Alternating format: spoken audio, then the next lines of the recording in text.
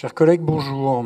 Notre groupe trouve extrêmement regrettable cette suspension, tandis que nos homologues des régions Nouvelle-Aquitaine et Bourgogne-Franche-Comté ont confirmé l'intégration des modalités d'atteinte des objectifs d'arrêt de l'artificialisation des sols dans 25 ans, c'est-à-dire demain.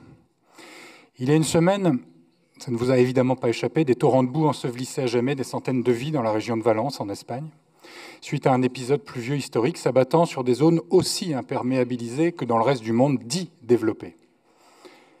Est-ce à ce moment où le recueillement est encore d'actualité que nous devrions annoncer cette pause sur le front de la lutte contre l'artificialisation? Cette tragédie n'est que le prémisse des catastrophes plus humaines que naturelles à venir et devrait être une raison suffisante pour ne pas répondre avec autant de zèle à l'injonction du chef d'un gouvernement illégitime, Premier ministre receleur d'un hold-up démocratique.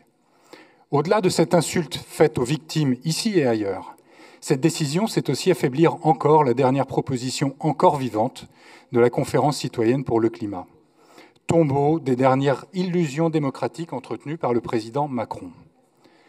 Cette retraite en rase campagne, c'est le symptôme de la démagogie ambiante et de la résignation à la dérive autocratique et de court terme de l'État, aux antipodes des valeurs de notre exécutif régional, qui est à l'écoute de la société civile et qui est consciente de sa responsabilité stratégique de long terme, dont la pierre angulaire pour ce mandat doit être la déclaration climatique et sociale.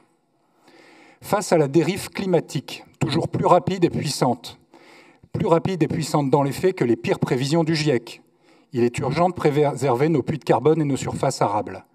Face à l'effondrement accéléré du vivant, que la 16e COP biodiversité vient de confirmer, il est vital de maintenir les habitats naturels. Différer à demain ou après-demain, on n'en sait rien, la lutte contre l'artificialisation des sols, c'est à la fois renoncer aux solutions que nous offre la nature pour nous adapter, pour être robuste aujourd'hui face au dérèglement du climat, et renoncer aussi à en limiter l'ampleur.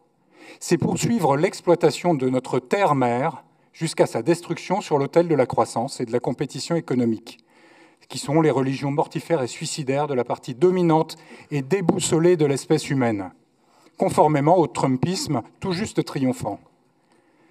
Michel Barnier a décidé d'abdiquer et nous invite à réfléchir aux propositions d'adaptation à plus 4 degrés de moyenne dans quelques dizaines d'années. Je crois que personne ne se rend vraiment compte de quoi il s'agit. Dans ce cas, nos descendants deviendront des migrants climatiques, fuyant un pays quasi inhabitable ou se disputant les dernières zones accueillantes.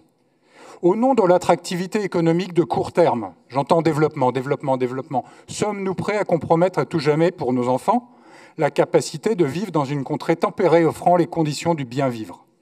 Il faut d'urgence entrer dans la cellule de dégrisement pour sortir de notre ébriété énergétique, plastique, chimique, numérique et foncière.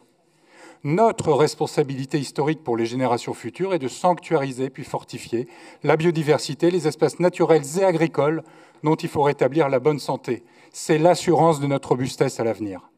Cela impose de construire et d'accompagner un véritable changement de civilisation.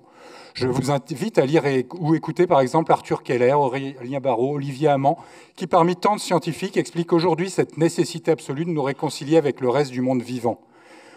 Ne plus parler de ressources à exploiter, mais de coproduction à réinventer avec la nature.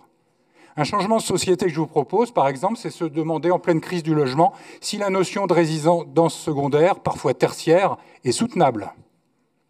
La région Centre, Val-de-Loire, s'apprête à fournir une aide matérielle de près de 700 000 €, plus du double de la contribution à l'Agence régionale de biodiversité, et juste un peu moins que nos subventions aux travaux de rivière, au bénéfice des acteurs économiques touchés par des inondations historiques du Loir, de Vendôme à Bonneval. Cela n'empêche pas le président de la communauté de communes du Bonne-Vallée de continuer à nous réclamer sans relâche une aide au financement d'une rocade pour sa cité de 5 000 habitants. Cherchez l'erreur. Bossuet écrivait « Dieu se rit des prières qu'on lui fait pour détourner les malheurs publics quand on ne s'oppose pas à ce qui se fait pour les attirer. Que dis-je, quand on l'approuve et qu'on y souscrit ?» Bien sûr, il y a un risque de tout changer, et c'est violent, c'est brutal, comme pour le budget, de faire ses choix. Mais il y a surtout la certitude que ne rien changer mènera l'humanité à sa perte. Maintenir les objectifs d'arrêt de l'artificialisation dans un quart de siècle doit être la signature d'une collectivité responsable devant les générations à venir. Reporter ces objectifs du SRADET, c'est désarmer nos alliés associatifs et citoyens dans ce combat pour la nature, qui perdront là de précieux arguments juridiques pour lutter contre les projets écocidaires d'entrepôts, de tronçons autoroutiers qui s'apprêtent encore à meurtrir à tout jamais nos paysages et à puiser dans notre capital naturel commun. Je finis bientôt. Notre région, dont le taux d'artificialisation est le double du taux de croissance démographique depuis des années, a fait le travail, et merci Dominique, et merci François, pour favoriser l'acceptabilité de cette trajectoire. Terminons-le sans tarder. Le dérèglement climatique ne fait pas de pause. Les cataclysmes ne nous attendront pas. Nous n'avons pas le luxe d'attendre pour une durée indéterminée. Je vous demande de conclure, Monsieur Bridet. Pour prendre des mesures incontournables, même si elles paraissent brutales. Devons-nous attendre la réponse de Monsieur Barnier, qui n'en a que faire, puisqu'il est occupé à consolider les projets d'aménagement pour les JO d'hiver 2030.